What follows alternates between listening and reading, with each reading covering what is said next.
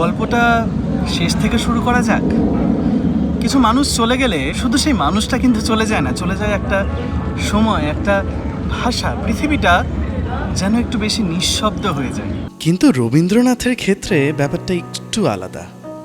কয়েকদিন আগে আমরা দাঁড়িয়েছিলাম শান্তিনিকেতনে। বৃক্ষরোপণ উৎসব চলছে, চারপাশে গাছ লাগানো হচ্ছে, গান হচ্ছে, কবিতা হচ্ছে, নাচ হচ্ছে। মানে খুব অনেস্টলি বললে এটা ঠিক একটা কালচারাল প্রোগ্রাম মনে হচ্ছিল না। মনে হচ্ছিল কেউ বা কারা যেন ওই মানুষটাকে এখনো সেলিব্রেট করে চলেছে, যেই মানুষটা একদিন এই বোলপুরের মাটিতেই একটা আইডিয়ার বীজ বপন করেছিল। সেই আইডিয়াটাই আজকে একটা ইনস্টিটিউশন, একটা স্কুল, একটা বিশ্বভারতী হয়ে ফুটে উঠেছে।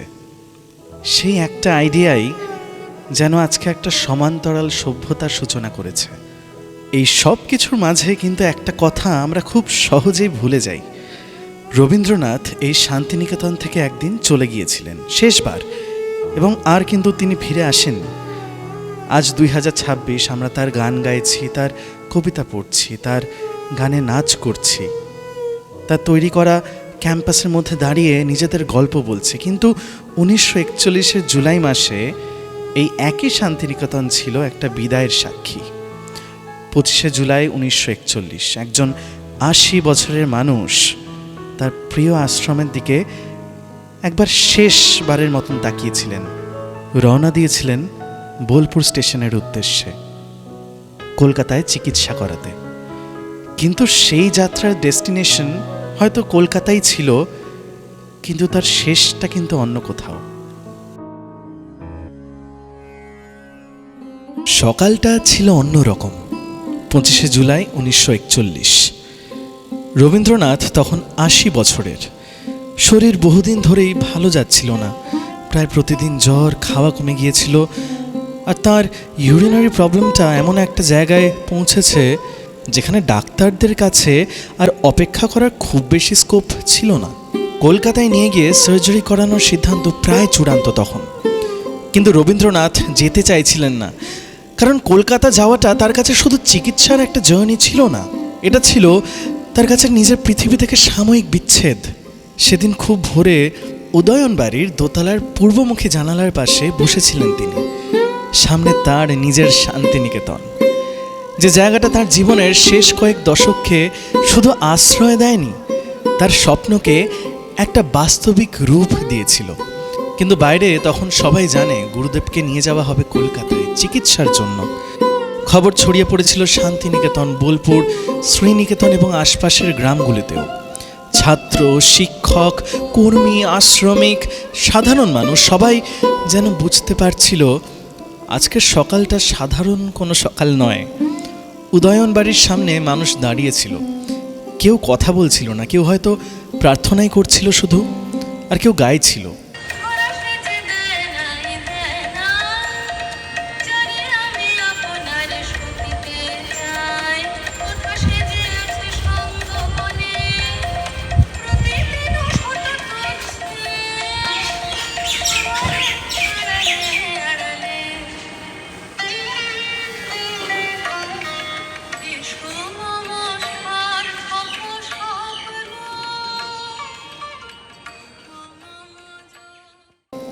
তারপর তাকে নিচে নামানো হলো। শরীর তখন এতটাই দুর্বল যে তাকে গাড়িতে তোলার জন্য বিশেষ ব্যবস্থাও করতে হয়েছিল।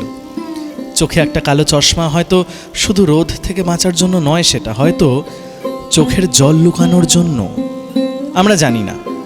উদয়ন থেকে উত্তরায়ণের গেট অবধি দুধারে মানুষ দাঁড়িয়েছিল, হাত জোড় করে, চোখে জল। আর গাড়িটা খুব ধীরে ধীরে এগিয়ে চলল বোলপুর স্টেশনের দিকে। পেছনে পড়ে রইল তার সাধের শান্তিনিকেতন, আর সামনে কলকাতা। শান্তিনিকেতন থেকে বোলপুর খুব দূরে নয়, কিন্তু সেদিন এই অল্প কয়েক মাইলের দূরত্বটাই যেন একটা সম্পূর্ণ পৃথিবীকে পিছনে ফেলে যাওয়ার একটা দূরত্ব হয়ে উঠেছিল। খবর পড়েছিল ছড়িয়ে গুরুদেব কলকাতায় যাচ্ছেন চিকিৎসার জন্য। কিন্তু বোলপুর স্টেশনে যারা তাকে দেখতে এসেছিলেন তাদের অনেকের কাছে এটা শুধু একটা মেডিকেল জার্নি ছিল না। Maybe for them it was a farewell. কেউ তাকে শেষবারের মতন দেখতে এসেছিল, কেউ প্রণাম করতে, কেউ শুধু একবার চোখে দেখতে। এত বড় একটা জীবন শেষ পর্যন্ত দাঁড়িয়েছিল একটা রেলওয়ে প্ল্যাটফর্মে।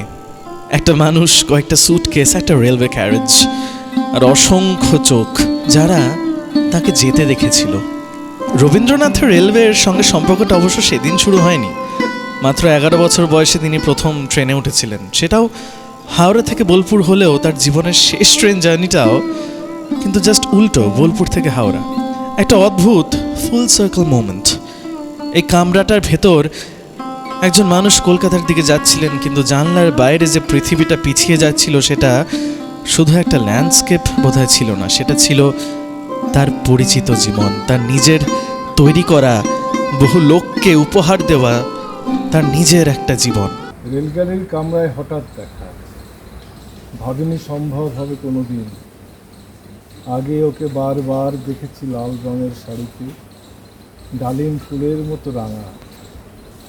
আজ পরেছে রেশমের কাপড়, আঁচল তুলেছে মাথায়, দোলন চাপার মতো চিকন গৌর মুখখানি ঘিরে।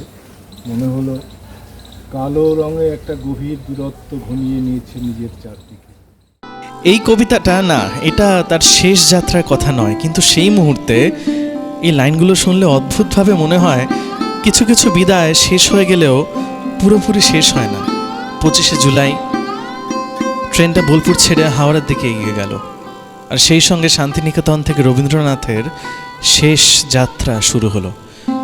আমরা আজও সেই প্ল্যাটফর্মে দাঁড়িয়ে ট্রেন আসতে দেখি, যেতে দেখি, শুধু সেই মানুষটার কোনোদিন এই প্ল্যাটফর্মে ফিরে আসেননি। ট্রেনটা থামলো। বোলপুর থেকে যে মানুষটা কলকাতার দিকে এসেছিলেন, এবার তিনি পৌঁছলেন সেই শহরে যেখানে তার জন্ম। কলকাতা তার কাছে নতুন কোনো শহর ছিল না। এই শহরের গলিতে তার শৈশব, এই শহরেরই এক বাড়িতে তার প্রথম পৃথিবী, তার প্রথম লেখা, গান, সবকিছু। জোড়াসাঁকো ঠাকুর বাড়ি। আর আশ্চর্যের ব্যাপার হলো, যেই বাড়ি থেকে তার জীবন শুরু হয়েছিল, শেষ কয়েকটা দিন কাটানোর জন্য সেখানেই তাকে আবার ফিরিয়ে আনা হলো। প্রথম আদি তব শক্তি, আদি পরম জল জ্যোতি তোমারি হে গগনে গগনে। প্রথম আদি তব শক্তি, আদি পরম জল জ্যোতি তোমারি হে গগনে গগনে। প্রথম আদি তব শক্তি। 25শে জুলাই ঘর ফিরতি হলো তার। তার থাকার ব্যবস্থা করা হলো দ্বিতীয় তলার পাথরের ঘরে। ডাক্তাররা সার্জারির প্রস্তুতি নিচ্ছেন, পরিবারের মানুষজনও প্রস্তুত হচ্ছেন। সবাই জানে অবস্থা সিরিয়াস, কিন্তু তারপর এক অদ্ভুত পরিবর্তন হলো। কলকাতায় এসে রবীন্দ্রনাথ যেন কিছুটা বেটার ফিল করতে শুরু করলেন। মনও ভালো, তিনি আশ্চর্য রকমের চিয়ারফুল হয়ে উঠলেন। অপারেশনটা তাই কয়েকদিন পিছিয়ে দেওয়া হলো, অর্থাৎ 25শে জুলাই যে মানুষটাকে আমরা বিদায় জানিয়ে কলকাতায় পাঠালাম, তিনি তখনও জানতেন না আর মাত্র 5টা দিন পরে তার শরীরে অস্ত্রোপচার হবে। আর এই 5টা দিন এখানে গল্পটা একটু অন্যরকম, কারণ মৃত্যুর দিকে এগিয়ে যাচ্ছিলেন একজন মানুষ, কিন্তু তার ভিতরের কবি তখনও থামেননি। 27শে জুলাই শরীরের অসহ্য যন্ত্রণার মধ্যেও তিনি আবার লিখলেন। মৃত্যু তখন দরজার বাইরে, আর ভেতরে একজন কবি এখনো শব্দ খুঁজছেন। কিন্তু 30শে জুলাই যে জিনিসটা এতদিন শুধু পসিবিলিটি ছিল, সেটার পসিবিলিটি রইল না। কলকাতা আসবার পর তিনি হঠাৎ করেই যেন একটু চনমনে বোধ করছিলেন। বাইরে থেকে দেখে মনে হচ্ছিল যেন একটু সামলে উঠেছিলেন রবীন্দ্রনাথ। তিনি কথা বলছিলেন, রসিকতা করছিলেন, কবিতাও বলছিলেন।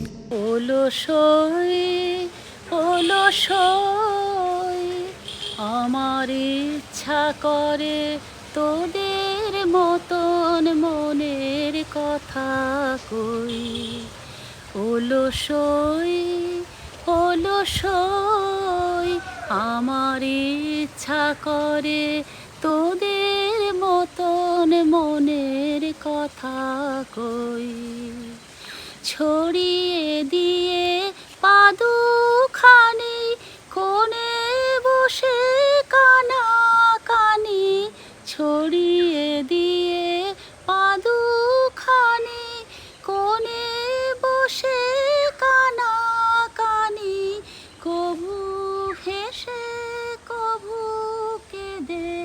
চেয়ে বসে রই। কিন্তু চিকিৎসকরা জানতেন সমস্যাটা ছোট নয়। রবীন্দ্রনাথের বহুদিনের ইউরিনারি অবস্ট্রাকশন তখন গুরুতর হয়ে উঠেছিল। তিনি প্রায়শই ইউরিন পাস করতে পারছিলেন না, রক্তে বেড়ে গিয়েছিল ইউরিয়া। চিকিৎসা বিজ্ঞানের ভাষায় তিনি সিভিয়ার ইউরেমিয়ার দিকে এগোচ্ছিলেন। আর এখানেই শুরু হয়েছিল আসল কনন্ড্রাম। একদিকে ছিলেন ডক্টর নীলরতন সরকার, 1916 থেকে যিনি রবীন্দ্রনাথের চিকিৎসার সঙ্গে যুক্ত ছিলেন। তিনি কিন্তু অস্ত্রোপচারের পক্ষে ছিলেন না। তার যুক্তি ছিল খুব সহজ, রোগী শুধু আরেকজন বৃদ্ধ মানুষ নন, রোগী রবীন্দ্রনাথ। তার শরীরকে অন্য বৃদ্ধ রোগীর শরীরের সঙ্গে তুলনা করা যায় না। অন্যদিকে ডক্টর বিসি রয় অর্থাৎ ডক্টর বিধানচন্দ্র রয় সার্জারির পক্ষেই ছিলেন। ইভেন সার্জন ললিত মোহন বন্দ্যোপাধ্যায় সেই সিদ্ধান্তেরই পক্ষে ছিলেন। চিকিৎসকদের মধ্যে মতভেদ তো ছিলই, আর সেই মতভেদের মাঝখানেই ছিলেন রোগী নিজে। রবীন্দ্রনাথ তিনি কিন্তু সার্জারি চাননি, তিনি বরং শুধু ওষুধ এবং কবিরাজি চিকিৎসার ওপর ভরসা রাখতে চেয়েছিলেন। রানীচন্দ্রের স্মৃতিতে আছে এই অস্ত্রোপচারের কথা তাকে কতটা ভয় পাইয়ে দিয়েছিল। বিধানচন্দ্র রয়ের সঙ্গে কথা বলার পর তিনি প্রতিমা দেবীকে বলেছিলেন, মামনি আজ সিদ্ধান্ত হয়ে গেল, ওরা আমাকে কাটবে, ওরা আমাকে ছাড়বে না, ওরা আমাকে ছাড়বে না। ভাবুন একবার, রবীন্দ্রনাথ ঠাকুর যার নাম শুনলেই আমাদের মাথায় একটা প্রায় মিথিক্যাল মানুষ ভেসে ওঠে, তারও অপারেশনে কিন্তু ভয়টা ছিল। তিনি ঠাকুর হলেও দেবতা বোধহয় ছিলেন না। তিনি একজন 80 বছরের অসুস্থ মানুষ। শেষ পর্যন্ত সিদ্ধান্ত হলো সার্জারি করতেই হবে। তবে একটা গুরুত্বপূর্ণ কথা, এটা কিন্তু এনলার্জ প্রস্টেট কেটে ফেলবার অপারেশন ছিল না। অপারেশনের উদ্দেশ্য ছিল ইউরিনারি অবস্ট্রাকশন থেকে জমে থাকা ইউরিন বের করে দেওয়া। অর্থাৎ শরীরের মূল সমস্যাটাকে সারানো নয়, শরীরকে অন্তত কিছুটা স্বস্তি দেওয়ার একটা শেষ চেষ্টা। 30শে জুলাই রবীন্দ্রনাথের অপারেশন ঠিক করা হলো, কিন্তু রবীন্দ্রনাথ আগে ভাগে সেটা জানতেন না। সেদিন সকালেও তিনি জানতে চেয়েছিলেন অপারেশন কবে হবে। তাকে বলা হয়েছিল এখনো ঠিক হয়নি। কিন্তু কয়েকটা ঘর দূরে সার্জারি প্রস্তুতি তখন তুঙ্গে। আর ঠিক সেই সময় রবীন্দ্রনাথ তার শেষ কবিতাটি ডিকটেট করলেন। রানীচন্দ্র লিখছিলেন, তিনি বলছিলেন, তোমার সৃষ্টির পথ রেখেছ আকীর্ণ করি। এই কবিতার ম্যানুস্ক্রিপ্টে নিজেই লিখেছেন তিনি।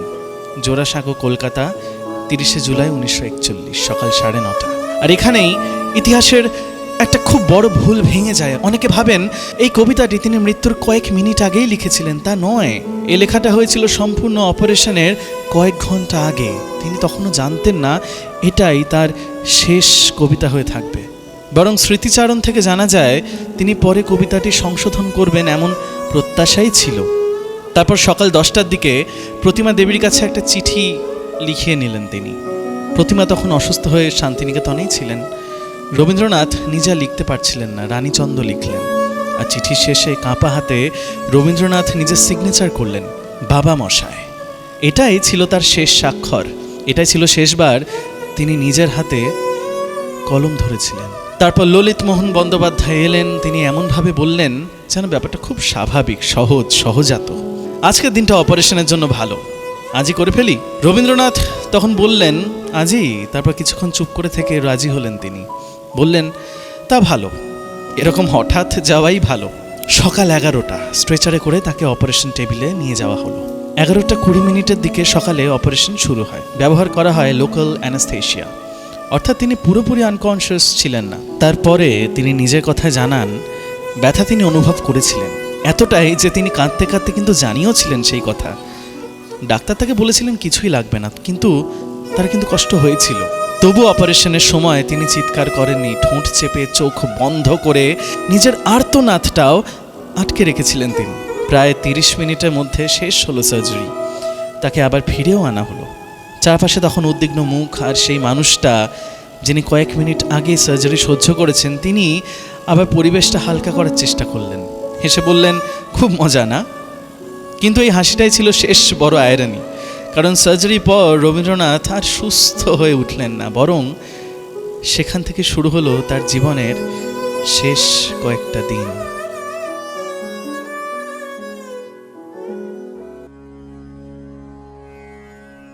অপারেশন তো শেষ হলো, কিন্তু সংকট শেষ হয়নি। বরং সার্জারির পর থেকে তার শরীর দ্রুত ভেঙে পড়তে থাকে। পরদিন তিনি প্রায় সারাদিনই অচেতন সদৃশ অবস্থায় পড়েছিলেন। নড়াচড়াও খুব কম ছিল, কখনো চোখ খুলতেন, আবার কখনো গভীর আচ্ছন্নতায় চলে যেতেন তিনি।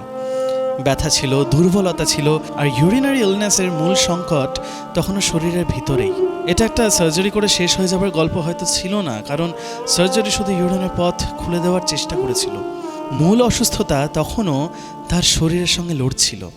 আর এর মধ্যে রবীন্দ্রনাথ স্বয়ং তার নিজের অপারেশন নিয়ে সন্দেহ প্রকাশ শুরু করলেন। ওষুধ তিনি নিতে চাইছিলেন না, খাবারও খেতে চাইছিলেন না। এক সময় এমন এক অবস্থা হলো, তাকে সহজে সাড়া দেওয়ানোও যাচ্ছিল না। 3রা অগস্ট তার অবস্থার আরও দ্রুত অবনতি হলো। এবার পরিবার বুঝতে পারল অবস্থা সত্যি খুবই খুবই খুবই সংকটজনক। শান্তিনিকেতনে গেল খবর, প্রতিমা দেবীকে কলকাতায় আসতে বলা হলো। কি অদ্ভুত একটা বৃত্ত! কয়েকদিন আগেই শান্তিনিকেতন থেকে রবীন্দ্রনাথ এসেছিলেন এই কলকাতায়, আর এবার শান্তিনিকেতন থেকেই তার প্রিয় মানুষটিকেও কলকাতায় ছুটে আসতে হলো তারই কাছে।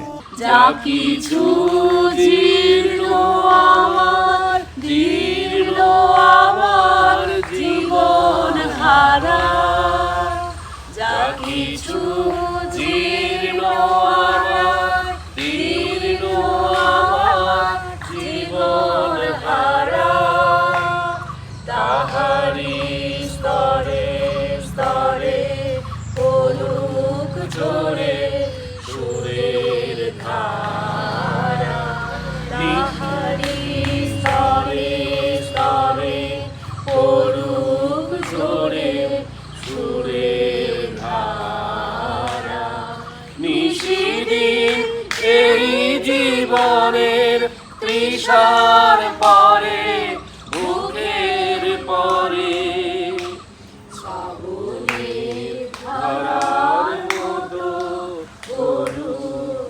ঝরে পলুক ঝরে, তোমারই চুল দিয়া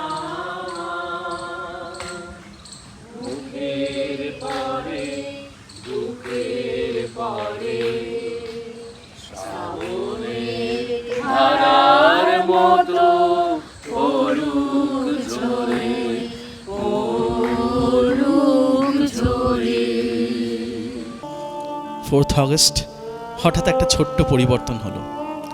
রবীন্দ্রনাথ কিছুটা রেসপন্ড করতে শুরু করলেন, কথা বললেন খুব আস্তে, খুব কষ্ট করেই। ততক্ষণে প্রতিমা দেবী কিন্তু পৌঁছে গেছেন। তিনি তার কাছে গিয়ে বললেন, বাবা মশাই, আমি এসেছি, তোমার বৌমা। রবীন্দ্রনাথ চোখ খুললেন, তার দিকে তাকালেন, আর প্রতিমা দেবীর দেওয়া জল তিনি পান করলেন। এটুকুই, কোনো গ্র্যান্ড ফেয়ারওয়েল নেই, কোনো সিনেম্যাটিক ফাইনাল স্পিচ নেই, কোনো শেষ কবিতা মুখে নিয়ে মৃত্যুর দৃশ্যও নেই। শুধু একজন বৃদ্ধ অসুস্থ মানুষ আর তার প্রিয় বৌমার হাত থেকে একটু জল। কখনো কখনো একটা জীবনের শেষ মুহূর্তগুলো এতটাই ছোট হয় যে ইতিহাসের বইয়ে সেগুলোর খুব একটা স্থান মেলে না। সে অকিঞ্চিতকর এক মুহূর্তের ভেতরেই কতটা ভালোবাসা লুকিয়েছিল। পরদিন 5th অগস্ট আর কোনো রেসপন্স পাওয়া গেল না। রবীন্দ্রনাথ সম্পূর্ণ অচেতন অবস্থায় ছিলেন। তাকে স্যালাইন দেওয়া হচ্ছিল, অক্সিজেনের ব্যবস্থাও ছিল। তার মুখে অসুস্থতার চিহ্ন আরও স্পষ্ট হয়ে উঠেছিল, কিন্তু কোনো ইমপ্রুভমেন্ট হলো না। আর বাইরে জোড়াসাঁকোর বাইরের পৃথিবী তখন অপেক্ষা করছে। মানুষ জানে গুরুদেব খুব অসুস্থ, কিন্তু কেউ জানে না কতটা সময় বাকি, কেউ জানে না। 6th অগস্ট কোনো উন্নতি হলো না, বরং সংকট হলো আরো গভীর। জোড়াসাঁকোর বাড়ির চারপাশে তখন আত্মীয়, বন্ধু, পরিচিত আর ভক্তদের ভিড় জমতে থাকলো। সবাই অপেক্ষা করছিল একটা খবরের জন্য, একটা আশার জন্য, হয়তো একটা মিরাকেলের জন্য। কিন্তু সেই ঘরের ভেতর রবীন্দ্রনাথ তখন প্রায় সম্পূর্ণ শব্দহীন। যে মানুষটা সারা জীবন অন্যদের ভাষা দিয়েছেন, যে মানুষটা শব্দ দিয়ে প্রেমকে লিখেছেন, বিরহকে লিখেছেন, মৃত্যুকে লিখেছেন, সেই মানুষটা নিজের কণ্ঠস্বর তখন থেমে গেছে। তিনি জানতেন না কয়েকদিন পর এই ঘরেই তার শরীর আর সাড়া দেবে না। 6th অগস্টের রাত পেরিয়ে গেল, আর তারপর এলো 22শে শ্রাবণ, 7ই অগস্ট 1941, শেষ সকাল। সকালটা আসলো যেমন প্রতিদিন আসে সময়ের চক্রে। সূর্য উঠেছিল, মানুষ ঘুম থেকে উঠেছিল, কলকাতা জেগেছিল শুধু সময়টা আর আগের মতো কিন্তু ছিল না। রবীন্দ্রনাথ তখন আর কথা বলছেন না, চোখ বন্ধ, শরীর প্রায় সম্পূর্ণ অচেতন, কাছে মানুষজন তার পাশে, কেউ জানে না আর কতক্ষণ, কিন্তু বাইরে মানুষ অপেক্ষা করছে।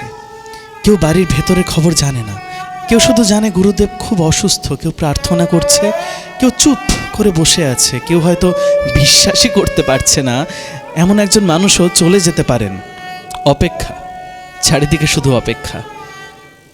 কেবল তুমি কি গো এমনি ভাবে রাঙিয়ে মোরে পালিয়ে যাবে। কেবল তুমি কি গো এমনি ভাবে রাঙিয়ে মোরে পালিয়ে যাবে। তুমি সাধ করে নাথ ধরা দিয়ে আমার রং বক্ষে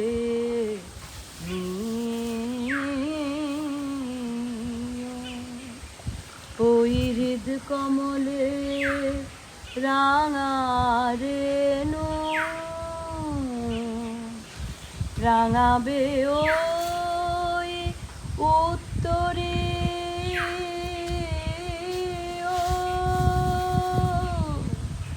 আহা তোমার সঙ্গে প্রাণে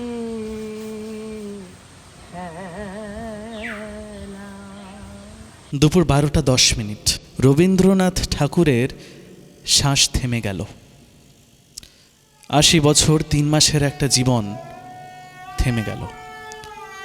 জোড়াসাঁকোর সেই বাড়িতে যেখানে তার জন্ম হয়েছিল সেখানেই, কিন্তু তার শেষটা শুধু জোড়াসাঁকোর কিন্তু ছিল না, কারণ তার জীবনের একটা বড় অংশ শান্তিনিকেতনে রেখে এসেছিলেন তিনি।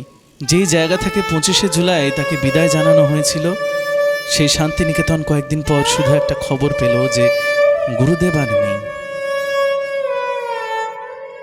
তিনি চলে গেছেন প্রায় 1 শতাব্দী আগে, কিন্তু আমাদের বাড়িতে তার গান আছে, আমাদের প্রেমে তার ভাষা আছে, আমাদের বিচ্ছেদে তার কবিতা আছে, আমাদের বসন্তে তার গান আছে, আমাদের বর্ষায় তার গান আছে। এমনকি আমরা যখন তাকে ভুলে যাই তখনও কোথাও না কোথাও তিনি আছেন। এই তো কয়েকদিন আগেই শান্তিনিকেতনেই আমরা আবার তাকে নিয়ে গান গাইলাম, তার গান গাইলাম। কেউ কবিতা বলল, কেউ নাচলো, কেউ তার গান গাইলো আবার। আর হয়তো এইটাই তার সবচেয়ে বড় অমরত্ব। মানুষটা তো চলে গেছেন, কিন্তু তার পৃথিবীটা শেষ হয়নি। কিন্তু একটা প্রশ্ন থেকে যায়, মানুষটা চলে গেলেন, তাহলে এত বছর পরেও আমরা কেন তাকে ছাড়তে পারিনি? তিনি একটা ভাষা তৈরি করে দিয়ে গেছিলেন, যার মাধ্যম দিয়ে, যার মধ্যে দিয়ে আমরা বাঙালিরা নিজেদের খুঁজে পাই। এই যে আমরা যারা তার জন্মের প্রায় 100 বছর পরে জন্মেছি, আমাদের প্রেম বদলেছে, ভাষা বদলেছে, আমাদের পৃথিবী সেও তো কত বদলে গেছে, কিন্তু কিছু অনুভূতি বদলাচ্ছে না কিছু। কারণ রবীন্দ্রনাথ শুধু একজন কবি নন, তিনি একটা কালচারাল মেমোরি, তিনি একটা ইনহেরিটেন্স, যেটা আমরা ইনহেরিট করেছি বাঙালিরা, এবং ইনহেরিট করে নিজেদের বুকে নিজের মতন করে বাঁচিয়ে রেখেছি। একজন মানুষ যতদিন বাঁচেন তার শরীর কিন্তু ততদিনই বাঁচে, কিন্তু তার কাজ, তার চিন্তা, তার সৃষ্টি তাকে অনেক অনেক বেশি সময় বাঁচিয়ে রাখতে পারে। আর সেই কাজ যদি মানুষের জন্য হয়, অন্য মানুষের জন্য, যদি সেই কাজ অন্য মানুষকে ছোঁয়ে, তাহলে সেই মানুষ আবার পরের প্রজন্মের মধ্যেও সেই একই বার্তা, একই কাজ ছড়িয়ে দেবে। সেই মানুষটা হয়ে উঠবে অমর। আর তাই তাকে শুধু শোকের মধ্যে আটকে রাখলে তাকে ছোট করে ফেলা হয়, কারণ তিনি জীবনটাকেও ভীষণ ভীষণ ভীষণ ভালোবেসেছিলেন। একদিন জোড়াসাঁকোর একটা ঘরে তার শ্বাস হয়তো থেমে গিয়েছিল, কিন্তু তার যাত্রা সেটা কিন্তু ওখানে থেমে যায় না। কারণ আজও কেউ কেউ তার কবিতা মুখস্থ করে, কেউ তার গানে খুঁজে পায় প্রেম, প্রকৃতি, পূজা। আবার কেউ কেউ প্রথমবারের মতন নিজের কষ্টটাকে চিনে ফেলে। প্রথমবারের মতন কেউ কেউ পায় রবীন্দ্রনাথকে নিজের মধ্যে, নিজের বুকে। মানুষের শরীরের মৃত্যু তো ঘটে, কিন্তু আত্মার মৃত্যু আছে কি? তাই রবীন্দ্রনাথের শেষ যাত্রা কলকাতার দিকে হলেও তার অনন্ত যাত্রা কিন্তু আজও বাঙালির মধ্যে দিয়ে, মানবিকতার মধ্যে দিয়ে মোর বিজয়ের কেতন উড়িয়ে ছুটে চলেছে।